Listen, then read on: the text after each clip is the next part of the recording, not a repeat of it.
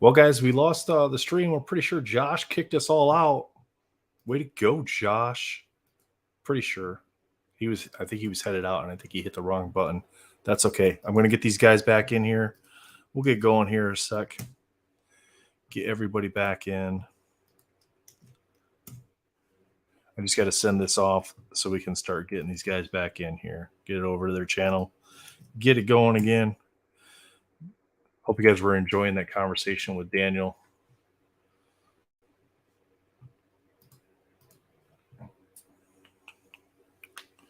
Down.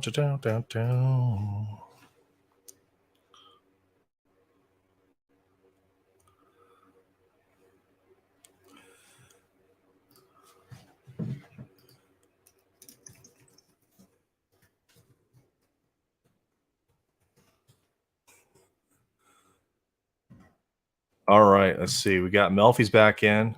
There we go. What's up, buddy? Hey, buddy. We got Matt's back in. They're talking about like comics and stuff right now. Y'all know who's a shame. He even called himself out in the group chat. When you get a chance, make sure you reach out to Marvel Madness MCU. Say thank you, Josh. You need to remove him as an admin. I'll take over that privilege. So. Take his admin away. Yeah. No soup for you. Come back when you.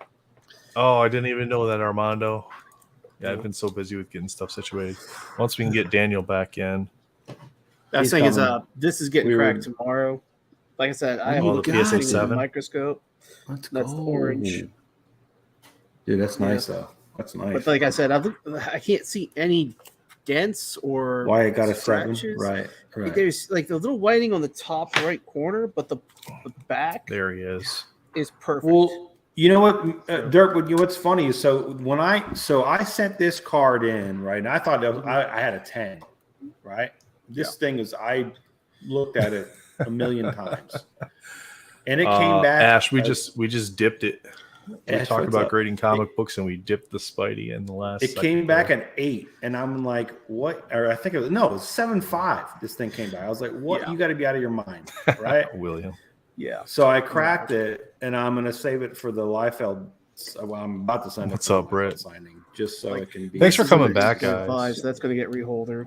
Yeah. Hopefully the other 30 people that were watching come back too. Yeah. Matt, show your card again, Matt. Sorry. Yes, please. So yeah, that's getting cracked. Like I said, that's I've looked at it under the microscope. There is no scratches. The only thing is in that corner right there, other side, right. Sorry. Right here, there's a little tiny bit of white. A little fleck. I see a fleck of white, yeah. But that's not a 7. It's not a 7. I don't know what in the hell they were thinking. But and you couldn't find nothing in your microscope or anything. All right, I had it angled and everything, but I'm gonna put it keep it in this holder and crack it basically to the plastic shards and everything. But I'm gonna go ahead and I might make a live stream actually. Real quick, let's have this crazy discussion about, is it surface and you don't have subgrades, so you don't know. That's where I like subgrades on a card like that, because it tells you why your card got it. Right. Especially that type of card too. I mean, it's well, I mean, a card like that, like big tier character numbered 50 or less, I think subgrades are important because it helps differentiate the cards, especially when you start getting down into that 25, 15. Like, I mean, you're talking about Daniel, they send you notes, they send you graders notes on your book. Whatever it got. Perfect, but is this now an 11? Honestly, yes, hang on. It is. Yes, that's an 11. But with that same belief, like say if Matt decided to grade with Beckett or whatever, and he originally had subgrades for it and it still hit a 7, do you think you would still feel that, like, well, I'm just going to resubmit it because there's no way? No, if they told you and then you looked at it and you go, oh, you know what, I didn't see that. Okay. If they put notes on it, I mean, like, hey, you missed. I mean, I'm not expecting grader notes, but I would. Yeah. I mean, I'm disappointed that CGC got rid of subgrades altogether, because they said it's not very many people were using it, and it takes a lot of time. It's extra for it. Right. Yeah. That's a different. That's a whole different thing, because they could charge an amount that people will use it. Yeah. But when you're paying for it, even at $15, if you're paying for it, you're paying for their time to do that task. Yeah. But they're doing right? that task So the fact that they anyways. tried to say it takes too long, it's like we're paying you to do it. They're doing that So task do it. anyways. And if it was only $5, I would have done it on all of mine. But it's 15. I'm like, now it's $35 a card plus shipping. Like, no.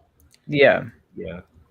Like and like don't let the hoodie fool you. Like I do like CGC and I appreciate them, but I'm not being an advocate of that's the new way to do it because you know if you look at even their marketing campaign for the whole new move and the merger or whatever, like all the people that are saying it's great, they don't care. Like it's all either influencers for Pokemon, fine, cool, get it, or sports guys, still fine, cool, get it, but you got to separate your two camps. CGC is going to say that those are the people that give us the most money, so we want to make them happy. Yeah. And Plus from a also, business it just standpoint, boils yeah. down to, Yeah. you know, So- increasing the amount of cards they can push Just so everybody through. knows what happened, Josh hit the end broadcast when he left the stream instead of just leaving the studio. So make sure you thank Josh next time you see or talk to Josh. Make sure you too, when you go to San Diego Comic-Con, that you don't let him let that down.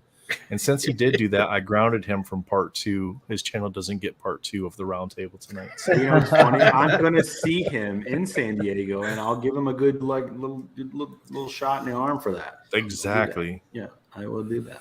I'm getting messages. Glor, the stream ended. What happened?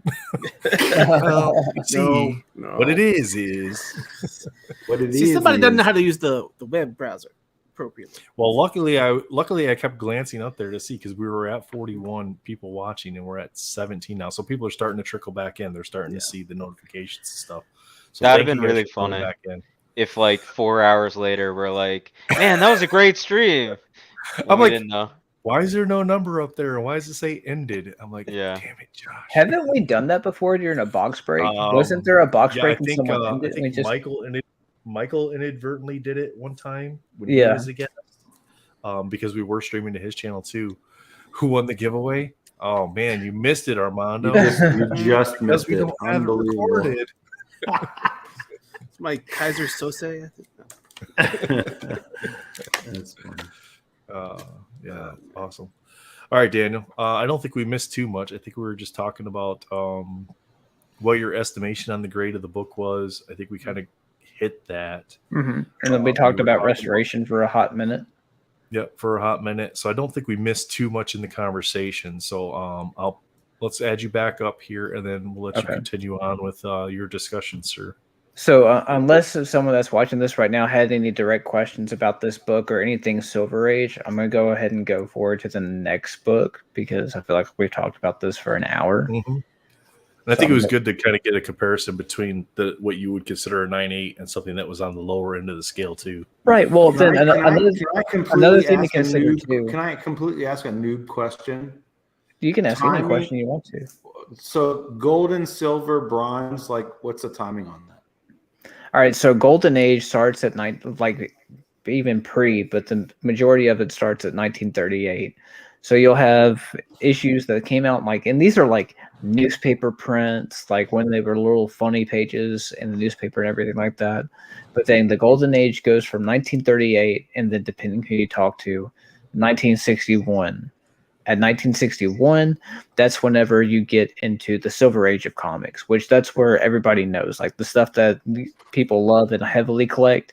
It's Silver Age. That's where you start getting into your grails, so to speak. Your first appearance of X-Men, your first Spider-Man, Amazing Fantasy 15. Yeah. You know, like that staple household names. That's mainly comes from Silver Age. Well, then you get into your bronze, but it comes out in the 70s, you know, with bronze and copper. Copper Age books are normally Marvel Spotlight 5, the first appearance of Ghost Rider, or Hulk 181, Incredible Hulk 181, the first appearance of Wolverine. And then bronze starts carrying down a little bit more of the Tomb of Dracula 10, the first appearance of Blade. Modern is weird because modern shouldn't be what modern is, because modern starts in like 1988. Which is Amazing Spider-Man 300 to today. Right. Yeah, and we're talking almost. When did 40 years. newsstand like barcode? When did those go barcodes? When did that go away? When did that go away? Yeah. It really didn't until the later. Really? Yeah, like you have up into the mid There's still 2000s. newsstands? Like Manu, he had the Ultimate Fallout 4 newsstand. Well, Which but there's that's an only, older. like- That's not brand new. I mean, how old's that book? 2011, right? Yeah. Yeah. Like, I mean, there's still some a little bit. drugstores and like cigar and tobacco shops down here in Louisiana that still have newsstand comics. Like, well, they don't have it anymore, but they used to have them like around that time frame. Okay. So, All right. mhm. Okay. Sorry, I have a new question too, though. I'm not a comic book guy. I'm a card guy. No, I'm no, just- no. Yeah. No, you're fine. And like, Yeah. I wish I had a newsstand handy just to bring I it have up. one. But like, say if we're talking about newsstand, where you see this image of Spider-Man, if That's a Spider-Man Duex. wouldn't be Right. present, it would just be a Right. barcode. Correct. and the newer ones do say direct edition. They have a barcode, so you can scan them on like apps like CLZ to keep your inventory and whatnot. Right. So, but yeah, those. Daniel, do you want to So- explain real quick and maybe everybody knows this and I'm just an idiot, but maybe explain why newsstand goes for more value than direct. So with the newsstand, those were books that were sold at literal newsstands. You know, your airports, your pharmacies, grocery stores, anywhere that newsstands are available and sold. So what's up, my man? with that, your print run was initially the same, but then it started to dwindle down. And that's why your high grade newsstands have such a supreme value over your direct edition, because those were not bagged and boarded and treated Right. like how a comic book it shop was would on a handle it. rack, right? Yeah, they were just thrown in there. Kids could walk by and just grab it and be like, "Hey, I want this," and that's the exact motion they would make. They would just jerk it. And they would pull all the books down if it was in a rack too, and bend the spines on every Right. single Yeah. Right, and one then book in the back. a lot of stores would also get credit for sending those books back. So they would have to. There's Yep, the, there we there's go. the barcode for a newsstand there. Thanks, There you Melfi. go, yeah. Right. Doom, I sent you a link if you want to jump in, man. You're They have more to than tear the welcome to jump cover in. off of those, wouldn't they? Like on the To get in their the money comics back. to get the right? credit back. Yeah. Yeah. Yeah, Like at Barnes and Noble, when I worked there, like for paperbacks, we'd have to rip the cover off basically, and then so just like donating the book, they just threw them all in the dumpster. So My I have mom a would dirty have me go secret. over there and dig through the dumpster to get the books out. My dirty secret is my daughter works at Barnes and Noble, and I do get an employee discount. I was a music seller, so They get a pretty good discount just for signing up for It's- their card that it's- doesn't yeah, cost you yeah, anything, yeah, too. no, it's it not goes bad. to Vinyl Records, and it does go to hobby card products too as well, like Pokemon. 0.5? That's a 0.5. I've never seen a 0.5. Yeah. 0.5. well, That's you were just talking missing about the Golden cover. Age, and this is Golden Age. Wow, that's crazy. Oh my god. Yeah, because it's got like the top part of the covers ripped off, right? Yeah. Yeesh. So say this book is Detective Comics 58. It came out in December of 1941. What up, Swish? But what makes this book, even though it doesn't look like much despite that cover, this is the first appearance of the Penguin. And Billy Ravenel apparently as well. That's crazy. See, I don't even know who that is. So, Wow, dude. but How old is that famous book? now. I don't know. How old is that book? 1941. Gee, mini Christmas. That's awesome. Yeah, so Kent, it'll show you kind of the month and the year at the top, right, in the description. Oh, I see it. Yeah. Okay, cool. Yeah. Awesome. And Now, that's, when they are graded, Daniel, do they tell you ever that it's like there's things that can be pressed out? Is that included on that, or is it in grader's notes, like on the back end of things? so it's in grader notes, but you have to know what you're looking for. So you would be looking for things like finger bends or slight Gotcha. roll, slight bends. Anything that says the word crease means that it breaks color. So a Which crease, means it doesn't matter how much you press it, it's not going to fix it. right? Because it broke color. I can't fix something that's Right. has broke color adding without something, adding yeah. color. Correct. Right. And Yeah, at no that- problem, Doom. At that point, you're adding restoration. But yeah, like to get back on the topic of a book that has the top part cut ripped off, like what we were just talking about. So stores would receive credit for that top part. Yep. Right. So that they could keep the book, do whatever. But if they sent the top part that has the solicitation, you know, like say over here on Wolverine, like if I just ripped off that Wolverine that has the Marvel stamp and then the price, the issue, everything like that, then at that point in time, I would get like a quarter back for this issue. So that was common practice. Yeah.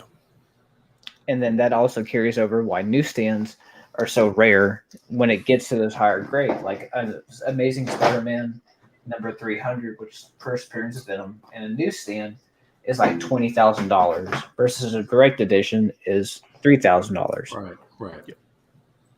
At the same grade, you're saying. Right. At a 9.8, three like $3,500 for a direct newsstand, $2,500. Right. Oh, Melfi's showing books. I thought my camera was on, to be honest. I'm trying to look while Daniel is going so that I'm learning on the fly too. That's a good way to do it, right? Well, Yeah. Well, then, hey, dude, take that out of the bag and board.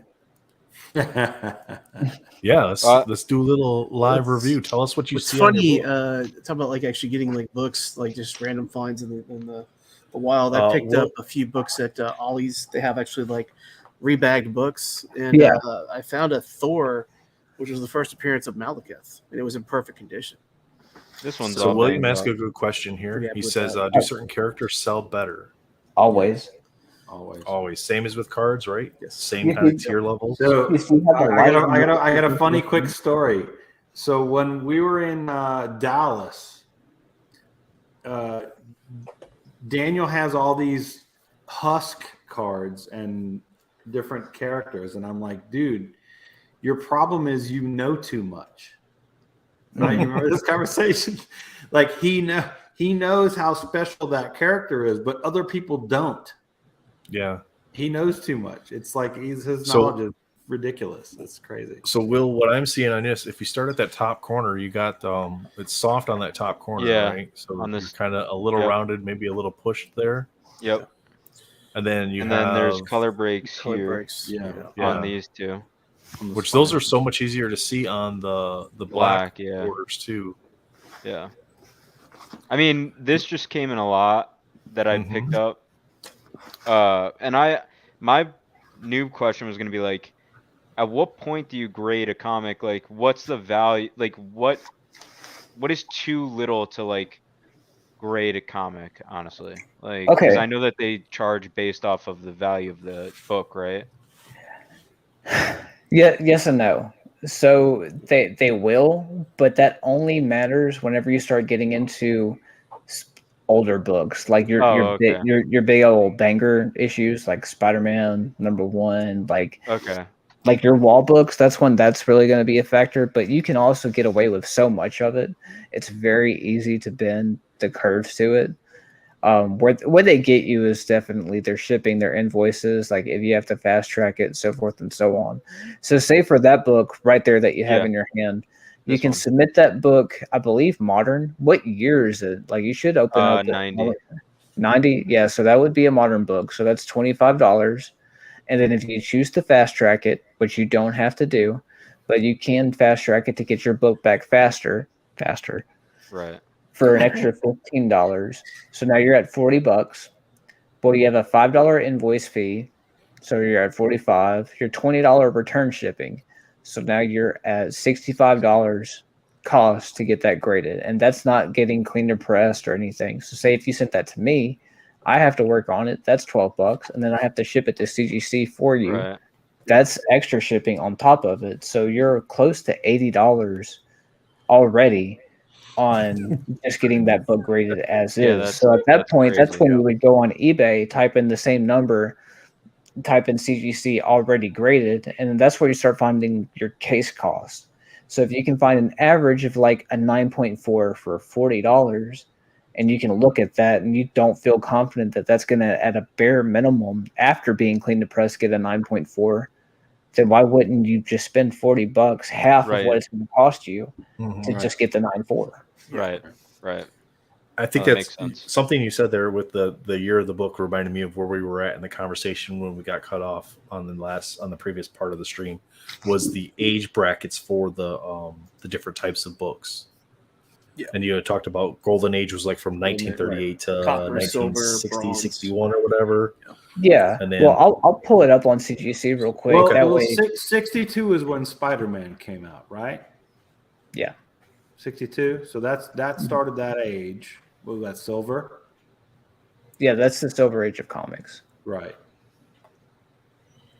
So how long does Silver Age run through then?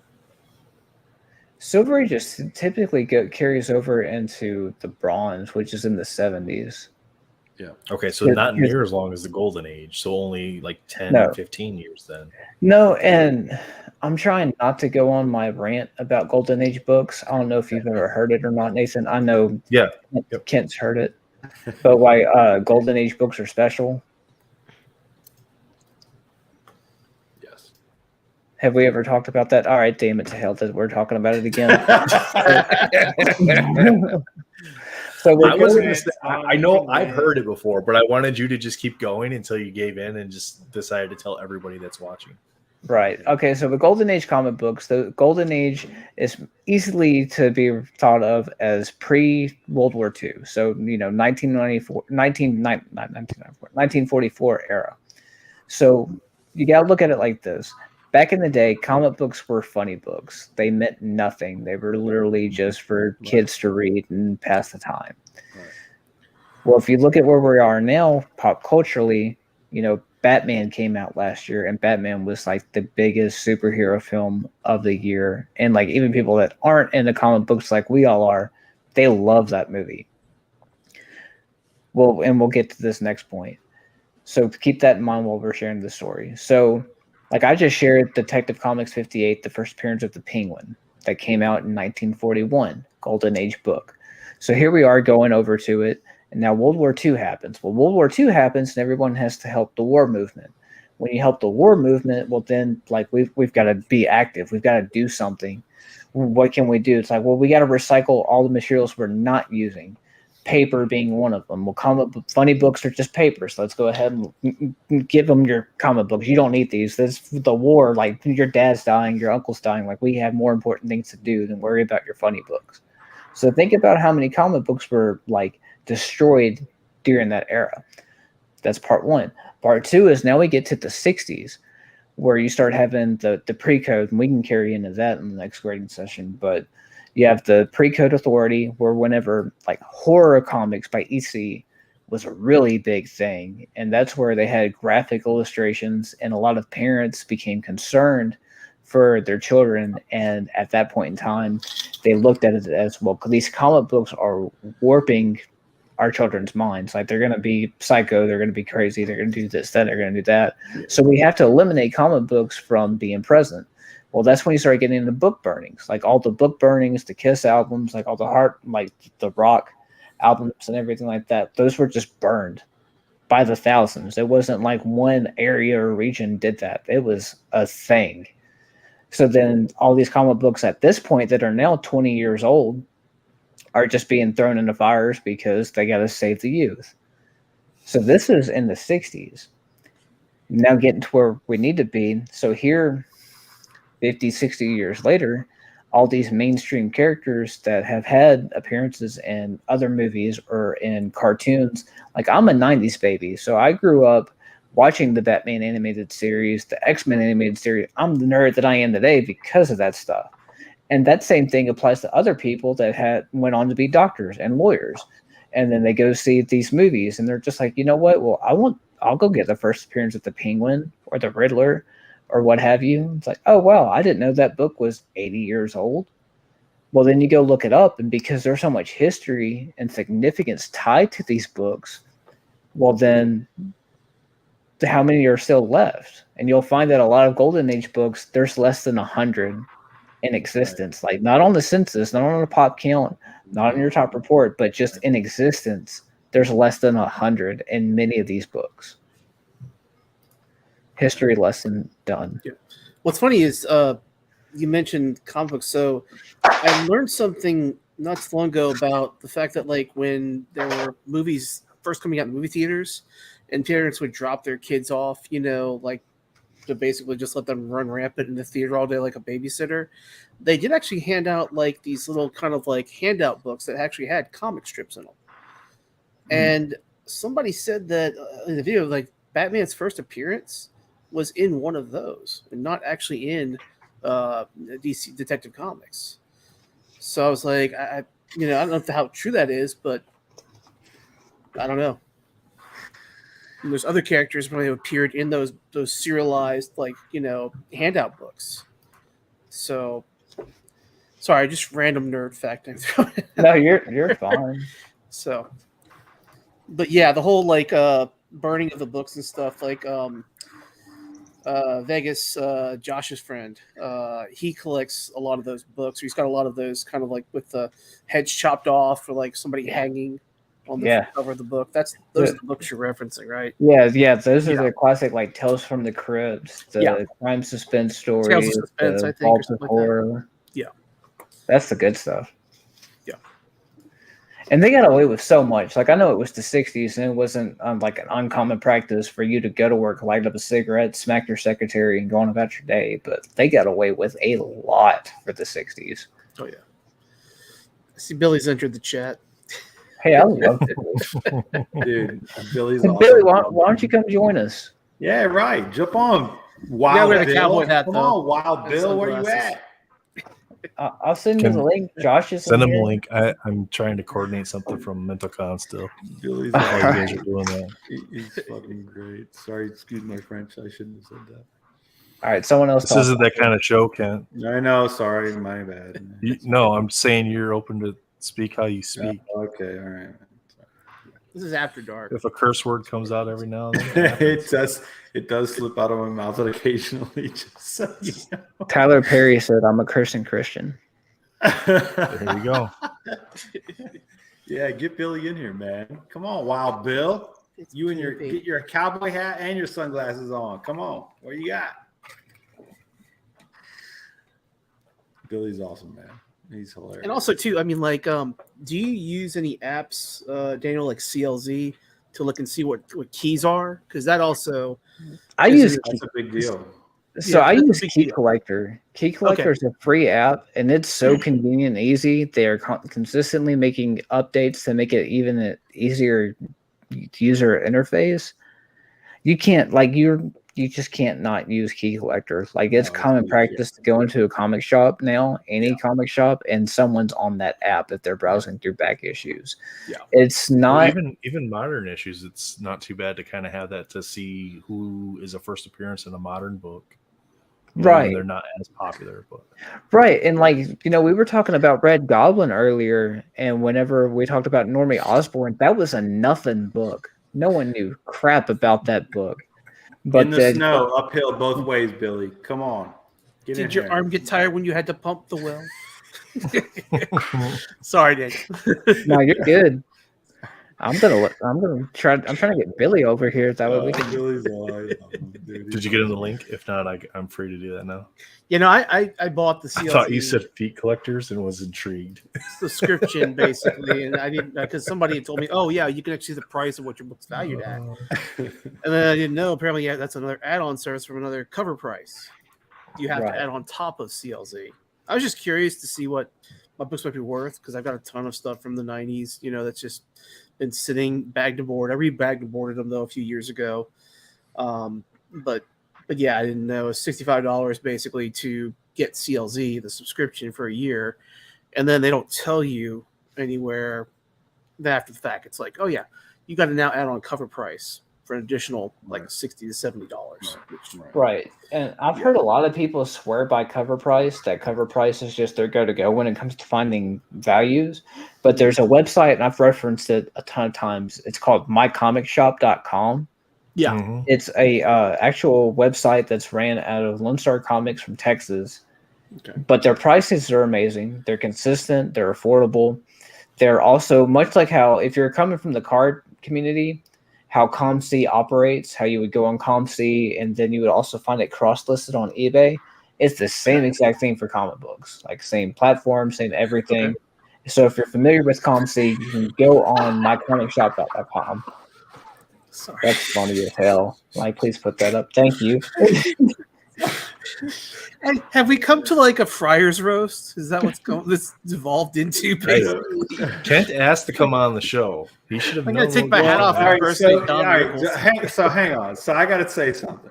I've been around here for a minute. All right. So I was you've away been for gone a little for a bit. minute, So too. people like to bust my chops a little bit, which is totally fine, and I love it. So yes, you've been gone I for a was minute, ripping too, so some they've had it built 66 up. Donruss. I will tell you this. All right. Yes, I have gray because I'm doing my thing for the thing I told you about earlier with the right. But I'm gonna color this for San Diego Comic-Con. This is gonna be a Tony Stark Just beard. for men? I'm doing the thing. I was born in 70 vintage. 70. Okay. Like 70 even? I'm 53.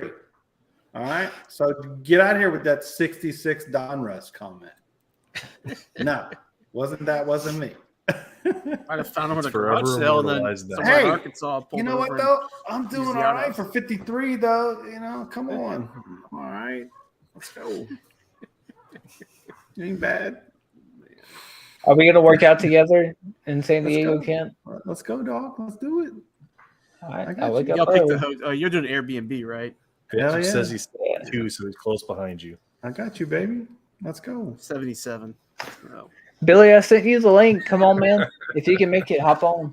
Yeah, no, Don't I'll need get, the no, credit for it. I will First totally of all, give yeah, Billy we'll credit, do it. 100%. Yeah, no, Billy was the first for sure, 100%. Oh Lord. I always tell my daughter I pick because I care. I've been picking up a lot of comics off of Collect Forever recently. And We're having getting off pretty the good rails luck. here. Let's Yeah. get this Off the train rails back on completely. track. Yeah, Yeah. Right. Yeah. So, Daniel, Yeah. Billy said he was going to sidetrack us. He did a good job. He Yes. Get you back on track, though. You're good. his job is You're up. done. He can leave, go to bed in peace. All now. right, so we got Silver Age going to like the mid 70-ish, and that's where Bronze Age is starting. Right. And Bronze Age is going to run till when?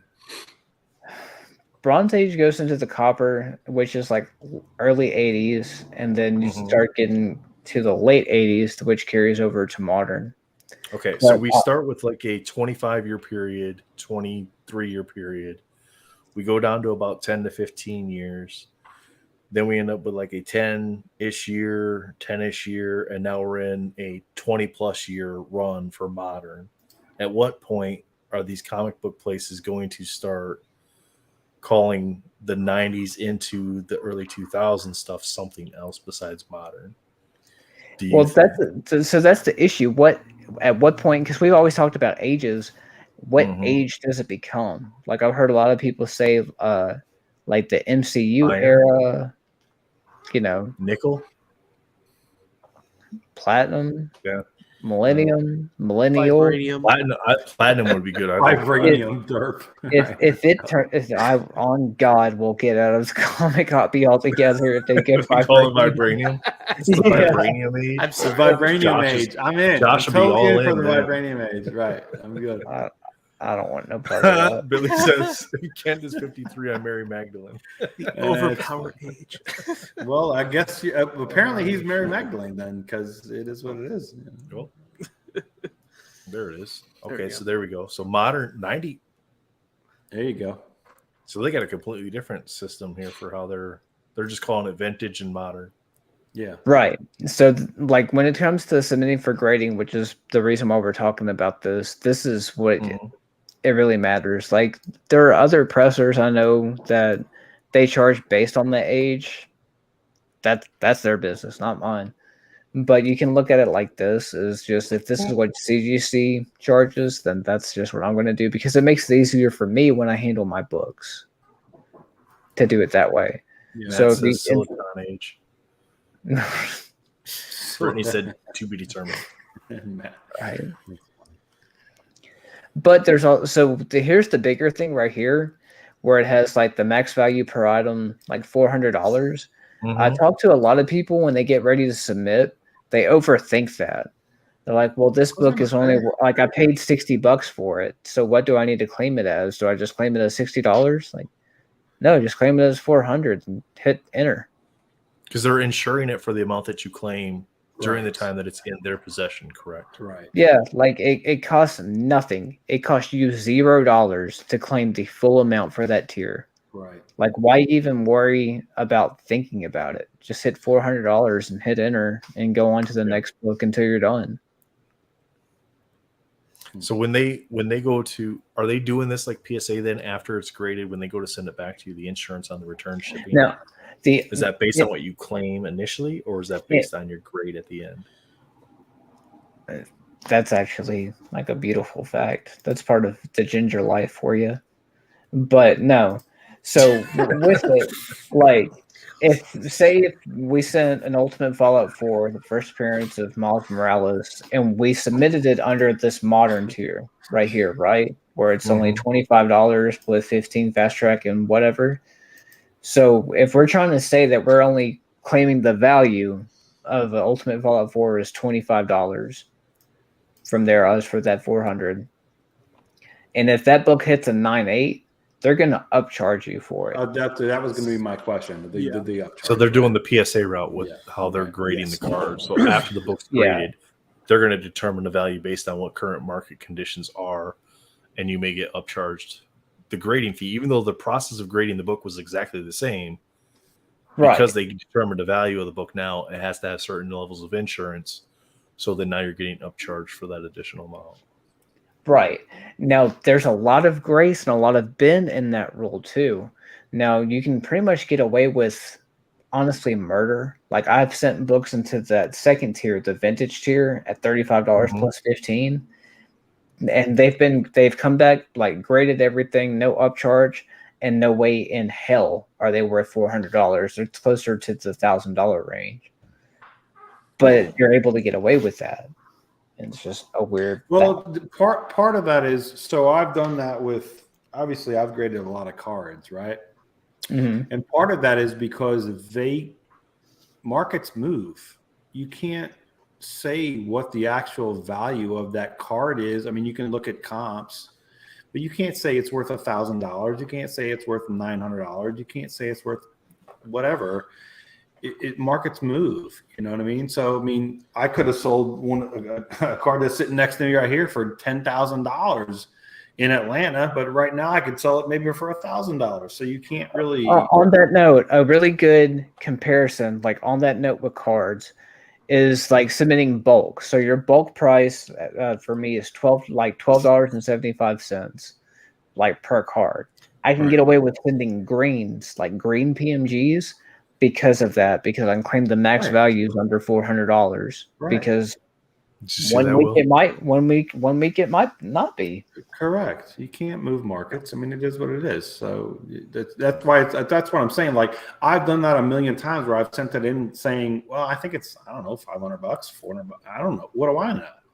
I haven't sold it, you know. So it's but aren't they all basing some of subjective. the data or the value off of, like, I know for PSA, I think it's like Golden Auctions. They look at like what's sold on there, and if some ridiculous price is sold recently for a card that you may think is worth $400, but somebody paid $1,000 for it, they're going to base that actual price of the card based on their recent sale. It's subjective. Yeah, and we know with the Golden, that you can have your friends bid on stuff. Yeah. So I mean, at least with the book, I would be happy to pay the upcharge for the simple fact that that's a big jump from $400 to $1,000 value. Yeah. Absolutely. But, I mean, and like we're all involved in like Discords, Marvel card groups. Like we're all connected in a lot of ways, but with like comic groups, because in the same way I'm connected to you guys through cards, I'm connected to others through comics and comic book groups.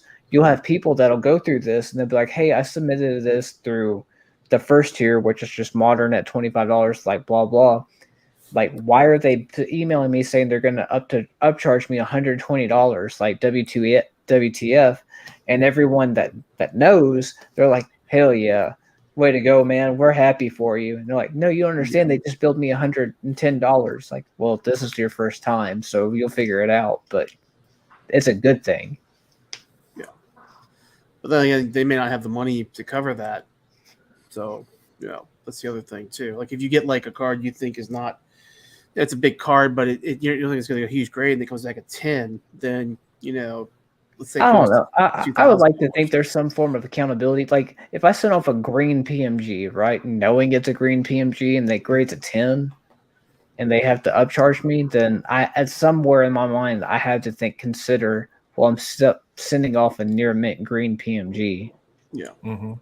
I'm just saying there's some people who don't think that far ahead, unfortunately, and they get kind of. But still, though, I mean, when you're talking about like the comparison between this and cards, when you're doing cards, send it at whatever tier you want your card back speed wise, and let them upcharge you if the value's there. If the value's there, great. Well, I mean, Nathan, it's funny that you say that. Like, so the big thing, you know, like I said before, I was in the sports genre, and when PSA did the shutdown and the whole thing, it was backlogged and it was ridiculous and it was expensive and it was blah blah blah, right? The whole point got to be time versus cost, right? Mm-hmm. And that's why SGC then really had a really good come out, and then you know, Beckett made a little bit of a comeback, and because of that whole thing, right? But it's time versus cost. But then it's not just time versus cost; it's time versus cost versus if you're a reseller, what the resale is, right? Yeah. So now it's time versus cost versus resale. So that's kind of the balance that you got to play with these grading companies. I mean, it's just, and it's trickier. It's trickier. Depends on what your goal is at the end, right? Is it just that it is trickier with cards, encompass it and put it on your wall, or do you want to resell it? What's your goal, right? Yeah, with cards a little trickier because you have so many different options that are, I would say, reliable. But with PSA, they're getting faster, but they're still the longest of the companies to get your cards back to you. 100%. So if you can go to SGC and get your card back in 7 to 10 days, or you can go to CGC and get your card back in a couple weeks, and you can be first to market, even though those two slabs may sell for slightly less than a PSA slab does in that same grade, right? The 10. Yes, I agree with you. Yes. If you can get out first, more times than not, the amount of time you wait for that PSA card to come back, you're making about the same amount of money. But with comics, Daniel, you really only have two options, and you really don't even have that, right? You really have one. What do you mean? Like, and that there's so you have CGC. 3 companies, right? You got CGC, you got CBCS, and you got in terms of like what grading company, right? But you really only have one that it's so far above the others. Yeah, like when it comes to comic books, CGC is just your gold standard. Like, there's no reason why you would send it to CBCS. There's another grading company called PGX, but you don't. But like, it's not even worth talking about. So why would you send it to CBCS? For me, like, just for me personally, there are other people that prefer the grading system to CBCS, which it should be unanimous throughout the board, but it's the same thing we have with cards. Right. With CBCS, the only reason I would send to them is if something is signed and you weren't able to get a CGC witness to verify the signature.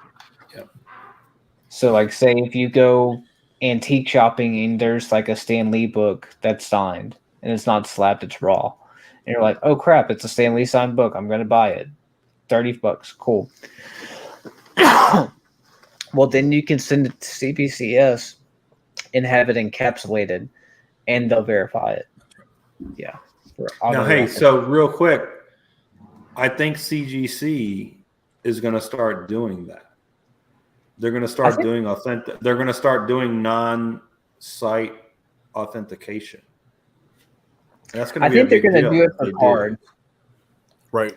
For cards, but for books, they already do it, though, right? Yeah, you're correct. You just get a green label. Yes, books. Right. That's what I mean. Yes, correct. And most conventions you go to, if they have a CGC witness, like when I went to Fan Expo in New Orleans, Arthur Adams, I didn't even see it until after he signed the cards. There's a $10 upcharge to get like actually a CGC witness. You get a piece of paper basically saying, hey, this your card is signed by that person, which I wish I would have done because I just didn't see it, unfortunately. They don't advertise that very well.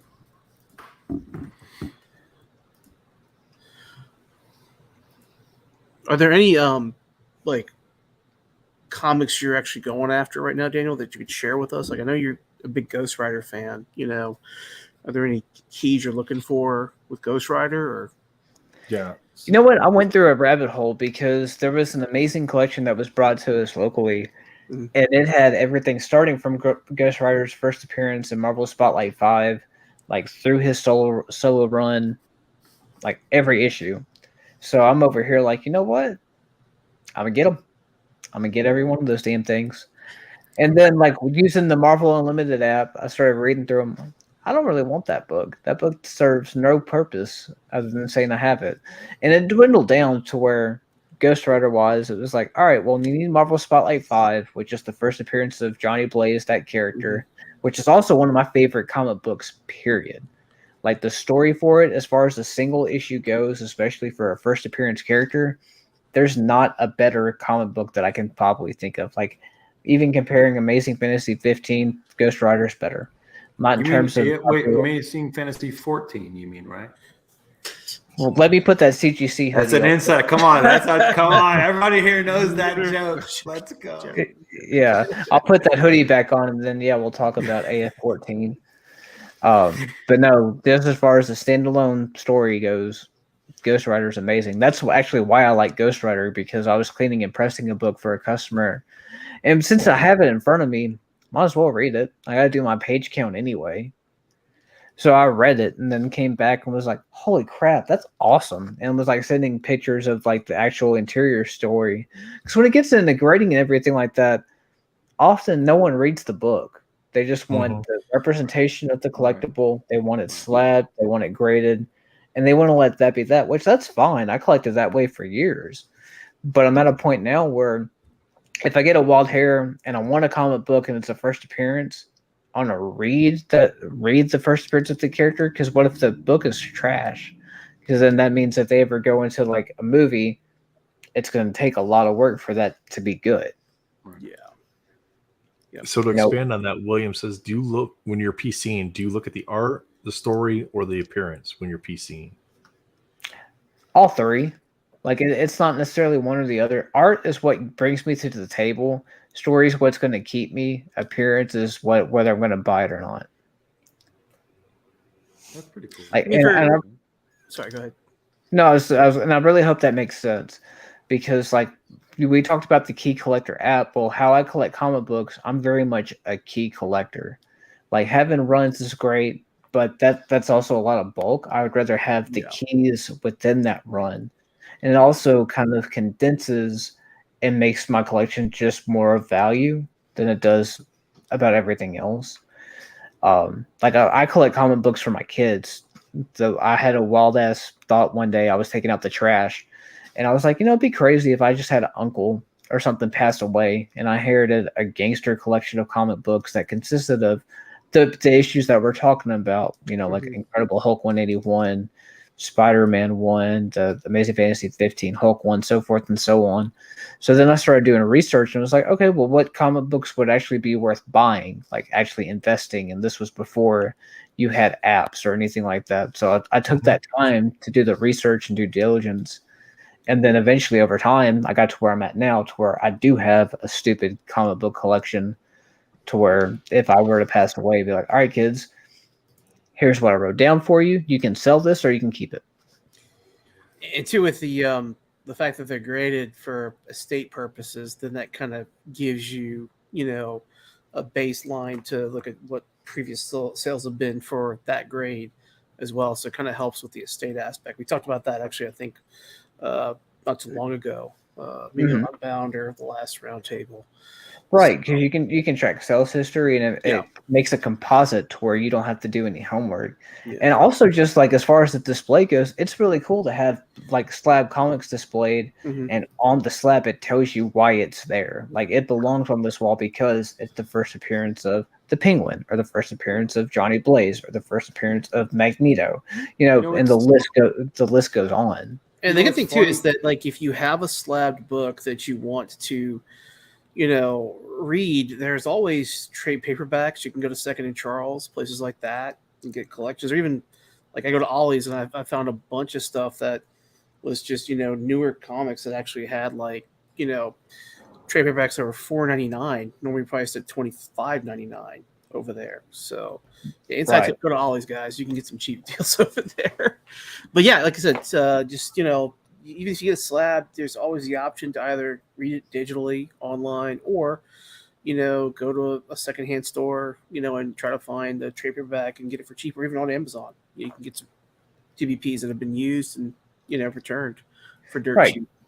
Collected editions are awesome. Like, say you get a Wild Hair and you want to read the Infinity Gauntlet saga because you're a fan of Thanos and you want to read that story, you can go get a book that's like that thick and it'll have every story put together for you. So unless you want to go to a comic book shop and go pick out those individual issues, you can just read the story from cover to cover and be good to go. I'm a huge Eric Larson fan.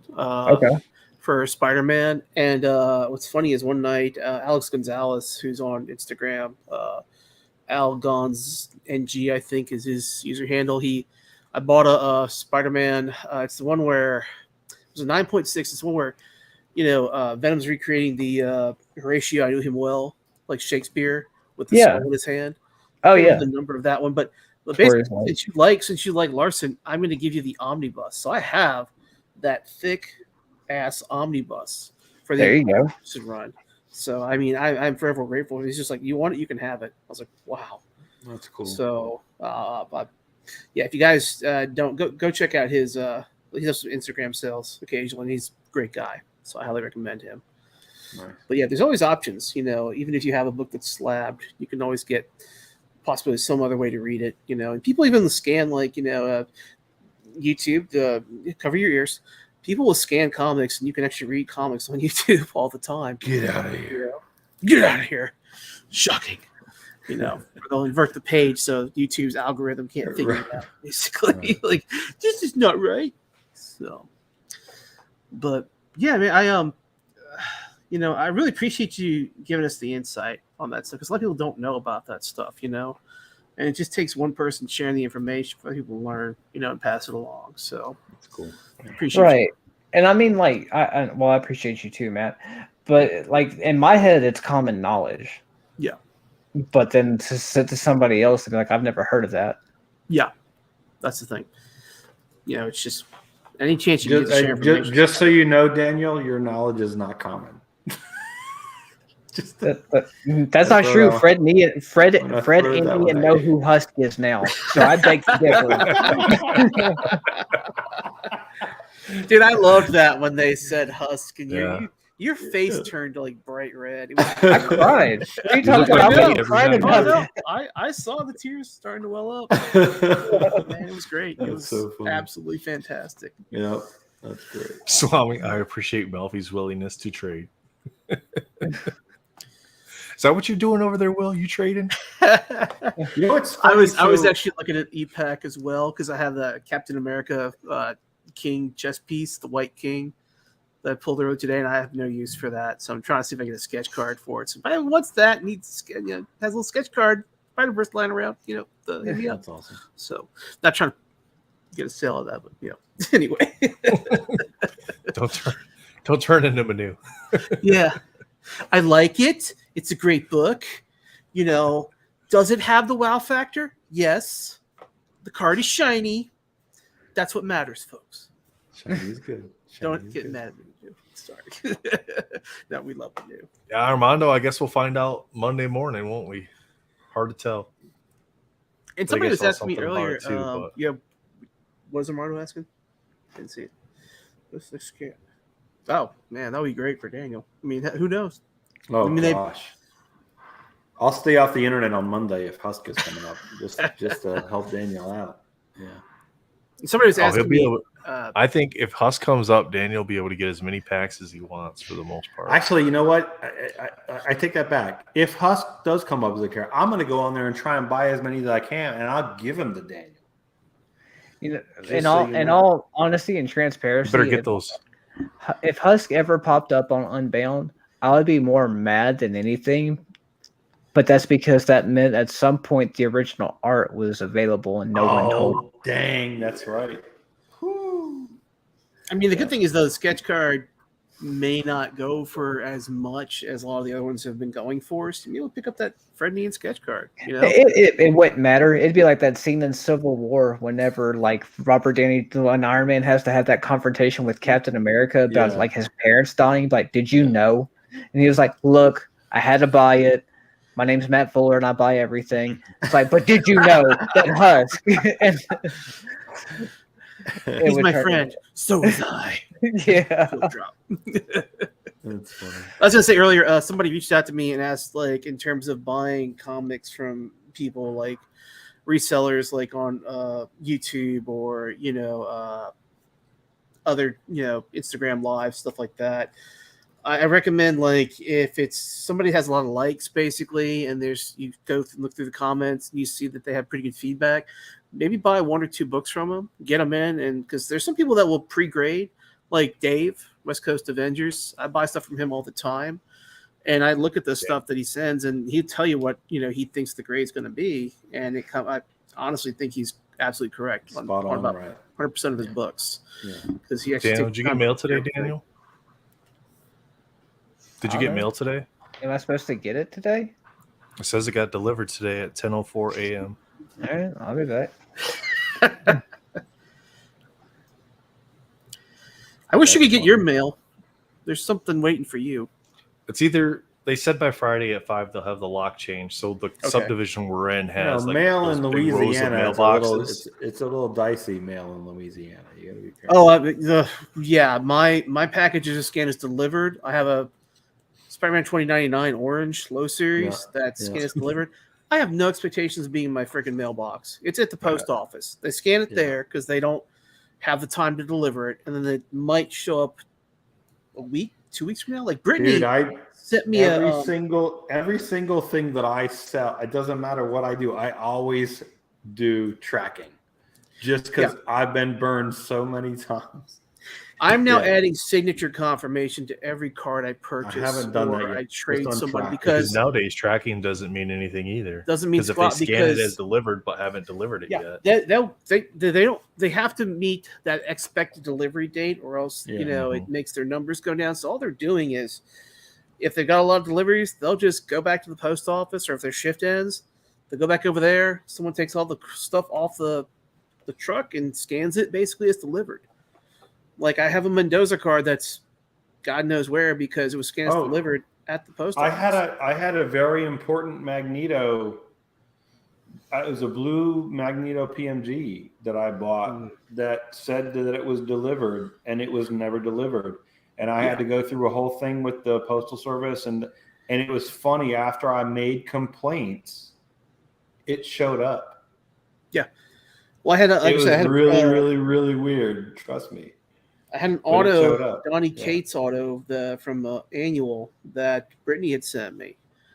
And it was postmarked, I think, on the 5th. It showed up on, like, this past week.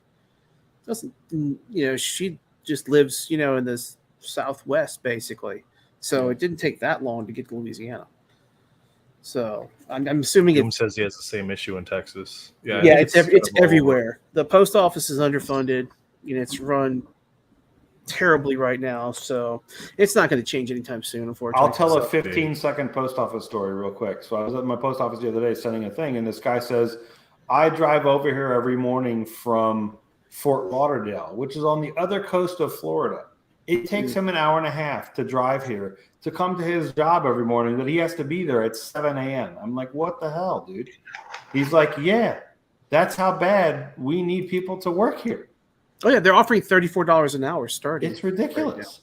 Yeah. But it's terrible. People quit within like a week. Yeah. So, anyway, what you got there? A little something? I don't know. So I have 2 somethings, and I really don't know. Like, because this one's addressed to Wesley, and don't nobody call me Wesley unless you bought through my other PayPal. I am officially going to call you Wesley all weekend now in San Diego. Well, it would be a lot cooler if you do me a favor, look at him and go, shut up, Wesley. Well, that's red unitard, with the that's so funny. Oh, that's from my wife. Oh, there you go.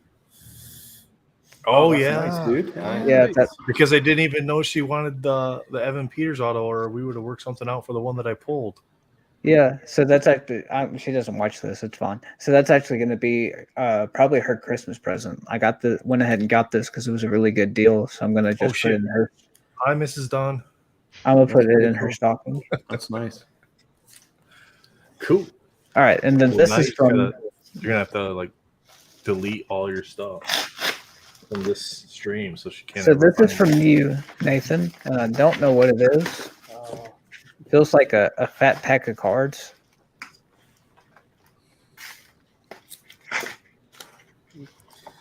Prepare to clip the stream, guys. Oh,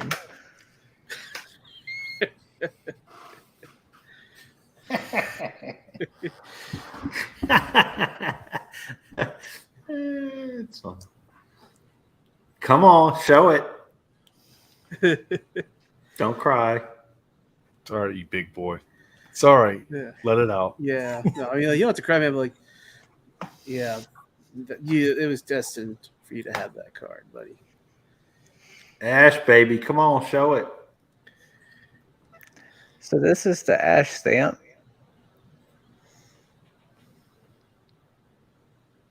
It's the first time I've ever had an Ash card, so it's like even more big.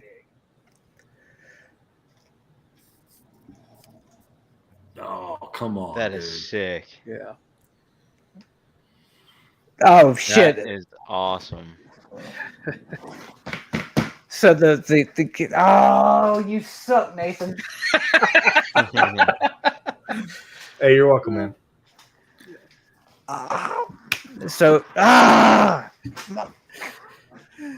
know it's not quite what you had said, but damn.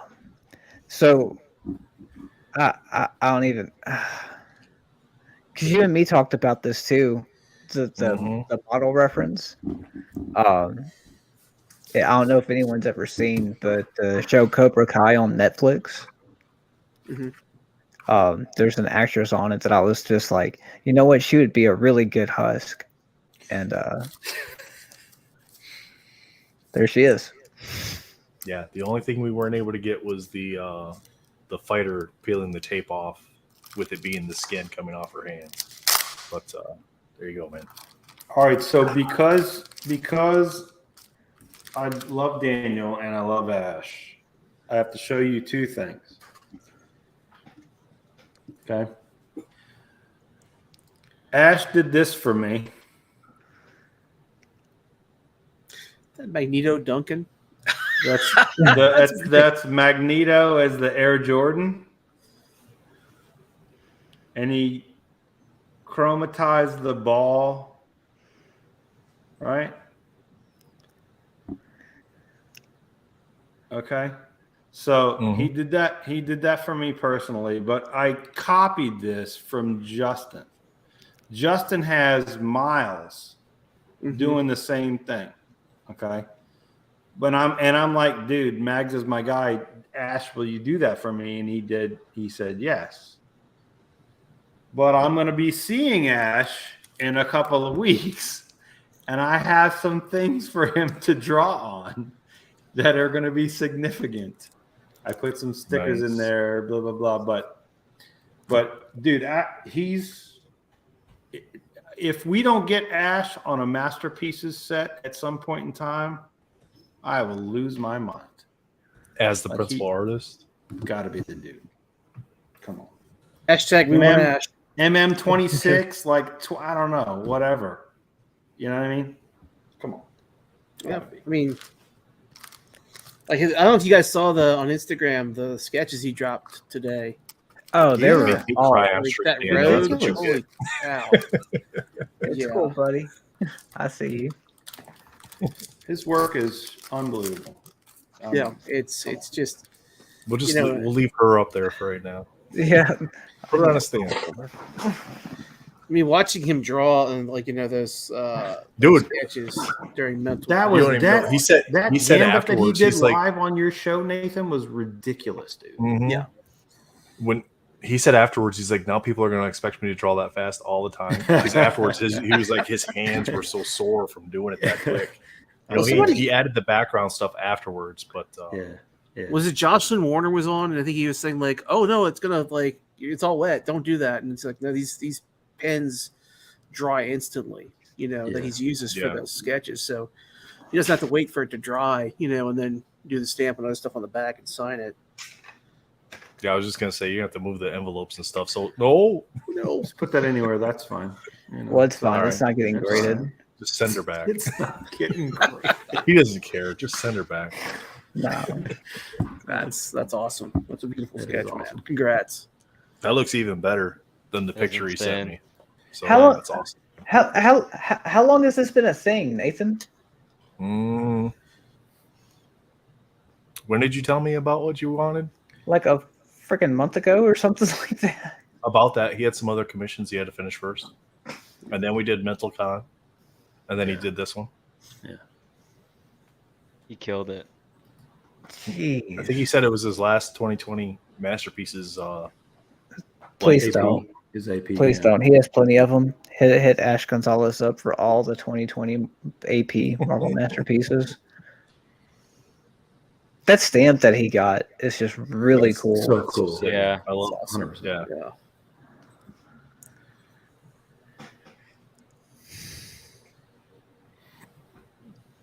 See, I'm more curious now to know like who I talked to about it first, you or him. him. Well, hey, so let Yeah. me ask you something. So he does portraits. I mean, just as good as anybody, right? But the ones that he did for your Mental Con, which was the Miles totally The Miles and the flipped up. Spider-Man It was a 2099. whole full body. It wasn't just a portrait. It wasn't just like Yep. that. He does a lot of work like that. He does a Dude, lot. it's so He's got a good, lot man. of work where it's full body Yeah, stuff. there Yeah. it is. All right. Derp there, has, Derp's Yeah. has the got full it. Yeah. body mile. Dude, it's so ridiculously good. I know. Like even like see, we had to take it out of the one touch and look at it. Like my wife and I, and I showed her. She's like, "What the hell?" Like So it's just good. so Right. amazing. right. You know, then, like and it's like the amount of just the bagginess of the clothes. I mean, like yes. All of Miles that. isn't wearing skin tight stuff for the most part. He's got to wear something baggy. He's a kid. 100%. And it's just, I mean, like the face, everything. Like you can see in his cheeks too. Like the wind is actually rushing through his face Yes. and pushing Yes. his face back. It's just that. I think that's in why the- he likes the loose clothing on him, because he can get that extra level of detail in Texture. there. The texture. Yes. Yeah, 100%. I absolutely. This is like, I'm gonna be buried with this card, honestly. That's funny. To pry it from my cold, dead hands. That's funny. There, like maybe you can relate. Maybe you can relate, Matt. But like you remember, like maybe it was just me when you were a kid, like 6 or 7, you got that new toy, and you're like, Yeah. same kind of thing. Like, man, I'm gonna put that by my bed. You get that Yeah. tingle up and down your spine, like when I got my first Nintendo, like with the Duck Hunt and the combination cartridge of Duck Hunt and Mario Brothers, and like my parents were like, we couldn't find one. Santa Claus couldn't find one. We're You'll so be okay sorry. as long as you don't put it on your pillow. Yeah, Tell your and wife then, she's got to sleep on the couch. then boom, it showed up that Christmas morning. So That's why they make one touches. yes. That's funny. You need to get like Justin has with the gold, PMG, and just get like a chain so you can wear it at Comic-Con, man. Dude, I'll tell you. So I was with him. We shared a booth in Atlanta when he had that thing, and I videoed that that thing that he did with Jeff. The whole interview, the whole thing, it was hilarious. And when he brought that out and he had that chain, oh my god, it was the funny. You need the Dude, spinner. when he went to belt. the upper deck booth, they were like having a conniption. It was funniest. It was the funniest thing ever. He should have somebody with a You got- boombox behind him playing that, like in Spider-Man 3 when he's doing the shuffle dance. Get over Dude, them. it was so You got to it get was so the spinner belt, the Theme John music. Cena belt. Yeah. Oh, And then yeah. Get like some command strip to one touch to it. That way you can like spin the card. But make sure Yeah. the one touch is taped shut. Funniest Wouldn't thing that be ever. something? Like we'll go to San Diego Comic-Con and just walk around with a gimmick like that, and then just be like, all right, well, you got to go subscribe to this channel, this channel, this channel, then you can get a prize. Right. And I would just put Armando's name all over the belt that way. That's hilarious. Well, cool, guys. We're over 2 hours into the show tonight, including part 1 and part 2. Josh got grounded for part 2 since he ended the part 1 stream. So we'll see if we'll bring him back for Monday or not. We'll decide. We'll put it to a vote. So, but hey, thanks for letting me come on, guys. It was a lot of fun. I'm not usually home on Wednesdays. I honestly usually am gone, so I'm traveling usually, but I appreciate it. I love you guys, man. Yeah. Thanks. No worries. Always good to catch up. It's good to see you kind of back involved with stuff too, Kent. So I'm trying, buddy. I'm trying. All right, guys. Well, that's going to end it for us tonight. Hope you all have a great time. Cards and Metals doing his more box breaks tomorrow night. Check those out. He did some Monday night. Will, I think he did. They were awesome. 3 boxes of X-Men metal that sold out like right away as a character break, and Spider-Man metal as well. And there were some really good boxes. So be sure to check his shows out over on Whatnot. Josh obviously has his Friday night show. We'll be back again Monday. So hopefully Monday morning we find out who the juicy character will be this coming week. And yeah, that's it for us tonight, guys. Thank you, guys. You and me about to talk, Nathan. But thank you all. Bye, guys.